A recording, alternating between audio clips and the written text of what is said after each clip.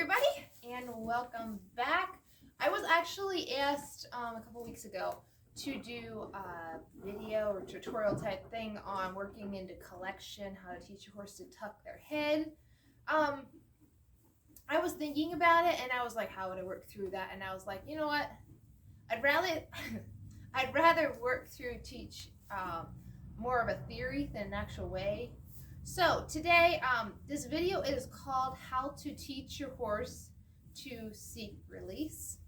At least I think that's what I'm calling it.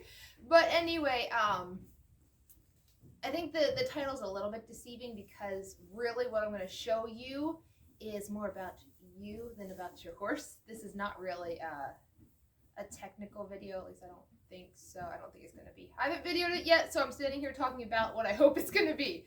So what I want to show you is more like how to have an understanding of your feel, your release, your timing, your rhythm. These are all your own riding things. This really has nothing to do about training a horse. This is you. And actually, as we break it down, you'll start to understand this is not even a riding thing. It's actually more of like a mental theory to keep there in the front of your head, something to focus on as you're riding. A lot of times when I'm riding, I will actually like repeat certain phrases to myself as I'm riding. You'll probably notice me doing some when I do shoot the video. So anyway, okay, so in most things, I would say naturally horses seek release. They look for a way out of pressure. Now, when I get horses brought in for training, I have this issue that a lot of these horses do not seek release. And it's like, okay, why? If that's how horses naturally work. Well, I have not handled any wild Mustangs that have not been handled by people. I've never had that. So the conclusion I've come to is actually that we, through our inconsistent training, our lack of understanding, we actually train horses not to seek release, which is really weird to think through. We actually desensitize them to what we want them actually sensitive to. So if you think about this, when you're training, you get into that mentality, oh, I want to get this done, I want to do this, I want to get this maneuver down. We get into this mindset where we are looking for a specific thing to happen, and we end up not releasing when we should. We don't have timing, we don't have rhythm, and the horse ends up coming out of it like, this is all about what you want to get done, your agenda for today, what's in this for me? And we end up, you know what comes from that? We get horses with bad attitudes, horses that do not like work, horses that think humans are nasty things because all they do is they want you to work for them and do what they want, and there's never anything that really is in it for them. What we got to understand is a reward for a horse is not a treat. That's not what makes horses happy and content and feel safe. What they look for is a release from the pressure to show them they did the correct thing.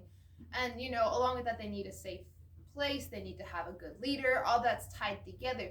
But what I want to show you today is that your release is so important to actually helping your horse work through training correctly, even learning maneuvers correctly. It's all about, like, a lot of these maneuvers people are training, it's not that you're teaching the horse to totally do a certain thing just so.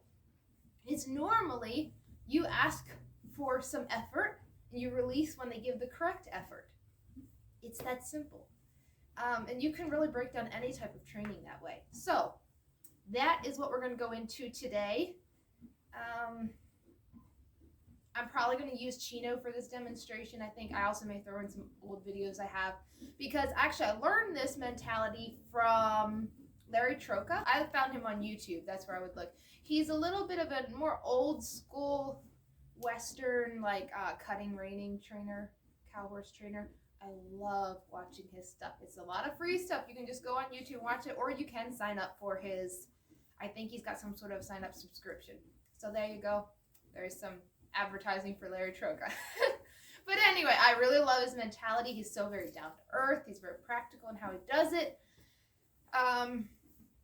But yeah, I watch his videos, you know, a good bit, especially when I want to know correct things, when I want help on things, I go look at Larry Troca.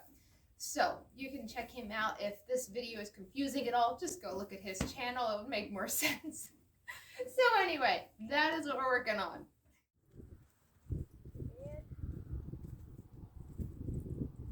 And get started right away with what we're working in.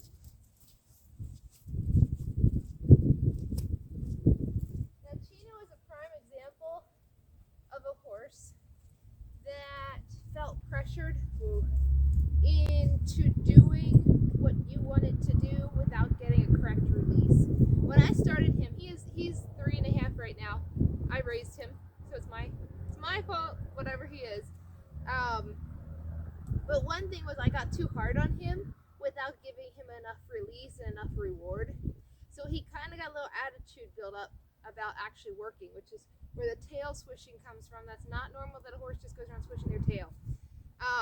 I have worked through a lot of it, and in the last couple weeks he has progressed like leaps and bounds. And he actually is rather happy to work with now. He prefers trail riding to what we're going to do in the arena. But this stuff still is important for him to have as a foundation. And the tail swishing now has become more like just a habit in places. I don't think he feels pressured with no release like he used to. And it's not that I had no release, but it just wasn't correct. The timing wasn't right. My attitude was wrong. I was focused. I was too focused on just getting done what I wanted to get done. So remember that, especially with the young horses, like they can't deal with it. They literally can't. So I'm gonna go ahead and start showing you what I was saying about. I'm gonna hopefully stay in the camera. I don't know. So what I'm gonna show you as we turn circles, what I want him to do is keep a loose rein. And I am using leg pressure as I'm doing this. But what I want him to do is give his head willingly so that I don't have to pull his nose around, all right? So the release is your big thing. I'm gonna turn left. I'm gonna give him a little bump till he gives a soft face. I'm gonna pick up that rein again. Bump till he gives a soft giving to it. There we go. So what I want actually for him to realize is if he turns before I pull, he's not actually going to get pressured. So it's kind of like I teach him to show me when to release. Or I teach him to teach me to be soft. Because if he moves on this pressure, I'm never going to have to pick up and pull and bang on him at all to get the point across. And you never want to get there. But if nothing happens, you have to increase pressure. So the idea is here, pick up till soft, release. Pick up till soft, release. Pick up till soft, release. And I'm not saying just where he's got no momentum or anything. He's got to keep moving. You see right there, he's shifting his nose out. Say no, drop it in. There we go. See how I'm holding my hand soft? There we go. So, I'm going to change directions here. I do not care where I'm riding when I'm doing this. Actually, this stuff, there's too much here, really. If you run over something when you're doing this, I would just say ignore it. Just keep going. Who cares? Again, pick up, soft, release. Pick up, soft, release. Pick up. There we go.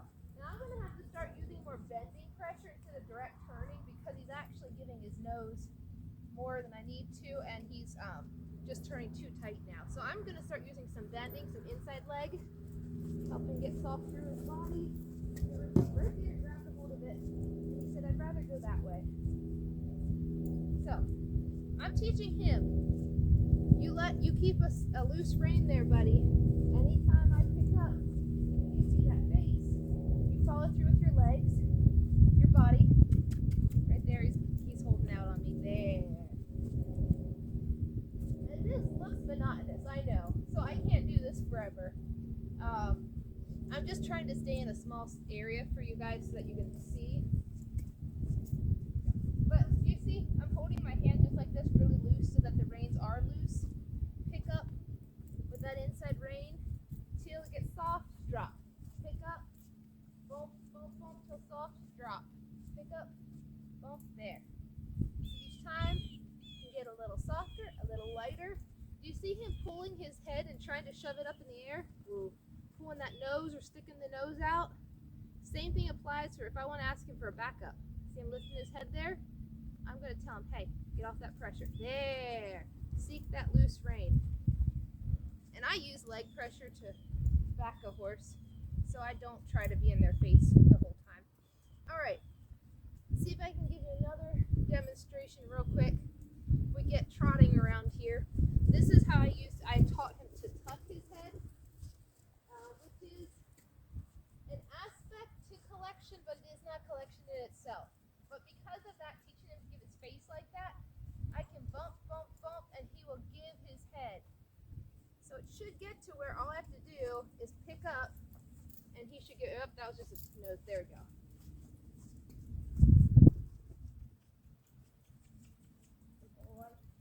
There you go.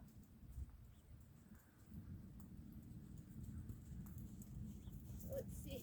Anytime I give any little bump, I want him dropping that nose and keeping softly. Good boy. All right, good boy. And you can see how loose I can hold now in doing that. Oh, his nose is coming up a little bit here, so I'm going to bump him just to the inside. There. Again, little bump. Again, little bump. Good.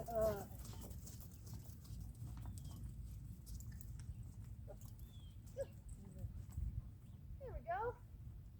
Good. Let's start a new direction. I'm going to ask you again. Give me that face and drop it down. Give me that face. There we go. Good boy. Good boy.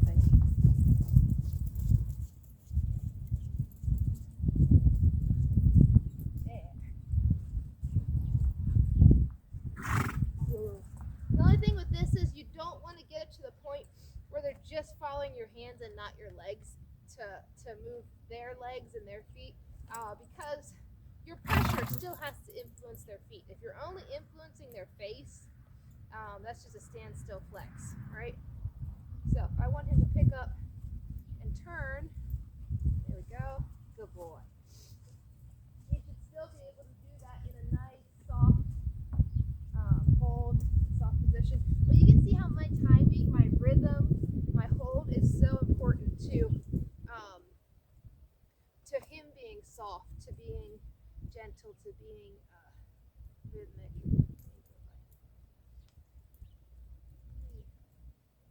I use a lot of bumping pressure. I know some people do differently. This is how I was taught, and this is what I do.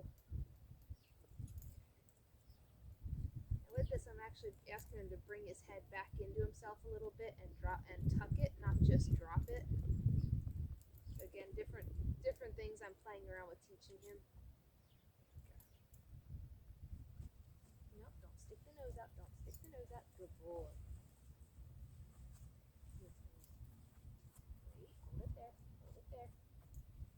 Good boy.